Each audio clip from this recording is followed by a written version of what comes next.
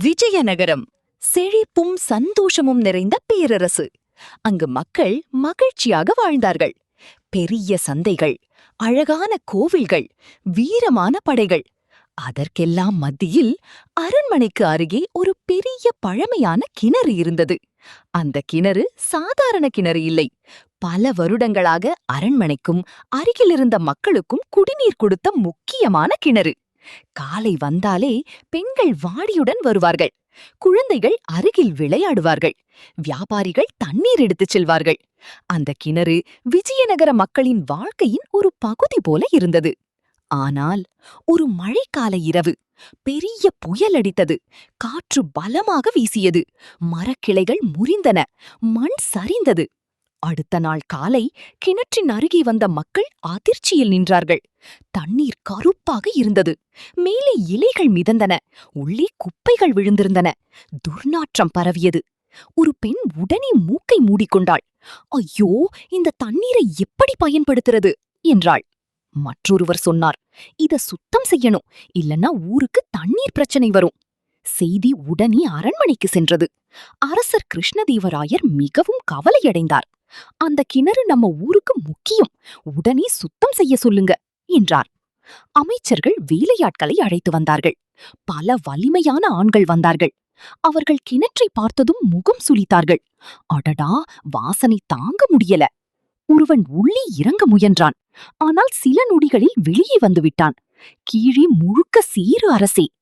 மற்றொருவன் சொன்னான், இத சுத்தம் செய்ய ஒரு வாரமாகும். ஆனால் யாருக்கும் வேலை செய்ய விருப்பம் இல்லை. அவர்கள் எல்லாரும் காரணம் சொல்ல ஆரம்பித்தார்கள். கயிறு இல்லை, காற்று மோசமாயிருக்கு, கீழே பாம்பு இருக்கலாம். அரசர் கோபமடைந்தார். ஒரு கிணற்றை கூட சுத்தம் செய்ய முடியாதா என்று கத்தினார். அந்த நேரத்தில் அரண்மனை வாசலிலிருந்து மெதுவாக ஒருவர் நடந்து வந்தார். அவரின் முகத்தில் அமைதியான சிரிப்பு. அவர் தெனாலிராமன்.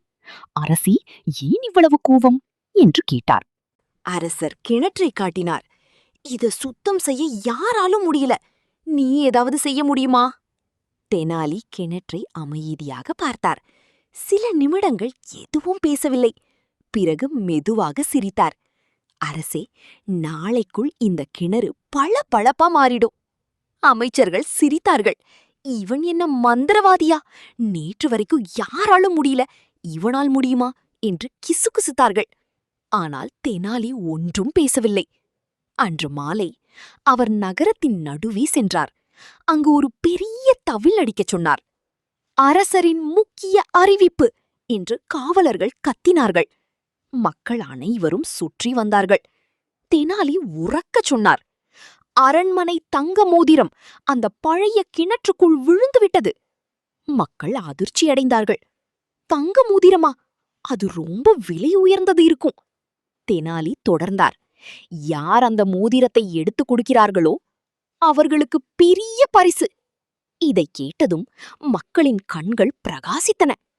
அடுத்த நாள் காலை கிணற்றின் அருகே பெரிய கூட்டம். சிலர் பெரிய கயிறுகள் கொண்டு வந்தார்கள். சிலர் வாளிகள் கொண்டு வந்தார்கள்.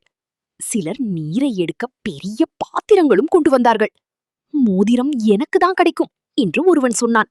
இல்ல, முதல்ல நான் இறங்குறேன் என்று இன்னொருவன் தள்ளினான். ஒருவன் கிணற்றுக்குள் இறங்கினான். இங்க முழுக்கச் சேறு என்று கத்தினான். மற்றவர்கள் மேலிருந்து தண்ணீரை வெளியே எடுக்க ஆரம்பித்தார்கள். 1 மணி நேரம், 2 மணி நேரம். மக்கள் கடுமையாக வேலை செய்தார்கள். அவர்கள் சேற்றை அகற்றினார்கள். உள்ளே இருந்த மரக்கிளைகளை எடுத்தார்கள். குக்கைகளை வெளியே தூக்கினார்கள். சிறிது நேரத்தில் கருப்பாக இருந்த தண்ணீர் மெதுவாக தெளிவாக மாற ஆரம்பித்தது. அரசரும் அமைச்சர்களும் தூரத்தில் நின்று பார்த்து கொண்டிருந்தார்கள். அமைச்சர் ஆச்சரியமாக சொன்னார், நேற்று யாரும் வேலை செய்யல, இன்று எல்லாரும் போட்டி போட்டு வேலை செய்றாங்க. அரசர் சிரித்தார். மாலை நேரம் வந்தது. கிணறு முழுவதும் சுத்தமாக மாறிவிட்டது. தண்ணீர் பளபளப்பாக இருந்தது. மக்கள் சந்தோஷமாக கத்தினார்கள். கிடைச்சதா மோதிரம்? அனைவரும் கீழே தேடினார்கள். மீண்டும் தேடினார்கள். ஆனால் மோதிரம் கிடைக்கவே இல்லை. ஒருவன் மேலே பார்த்து கேட்டான், தெனாலி ஐயா, மோதிரம் எங்க? அந்த நேரம் தெனாலிராமன் மெதுவாக சிரித்தார். அந்த மோதிரம் எப்பவும் கிணற்றுக்குள் விழவே இல்லை. அனைவரும் அதிர்ச்சியில் உறைந்தார்கள். என்ன? தெனாலி அமைதியாக சொன்னார். நேத்து இந்த கிணற்றை சுத்தம் செய்ய சொன்னப்போ யாரும் வரல. ஆனா பரிசு கிடைக்கும் என்றதும் அனைவரும் ஓடி வந்துட்டீங்க. சில நொடிகள் அமைதி. பிறகு அனைவரும் சிரிக்க ஆரம்பித்தார்கள். அரசர் வயிறு குலுங்க சிரித்தார். தெனாலி, நீ மனிதர்களின் மனசை ரொம்ப நன்றாக புரிஞ்சிருக்க என்றார். தெனாலி கைகளை கூப்பி வணங்கினார். பிறகு மெதுவாக சொன்னார். அரசி, சில வேலைகளை பலத்தால் செய்ய முடியாது. ஆனா மனித ஆசையை சரியாக பயன்படுத்தினால் அதே வேலை எளிதாக முடிந்துவிடும்.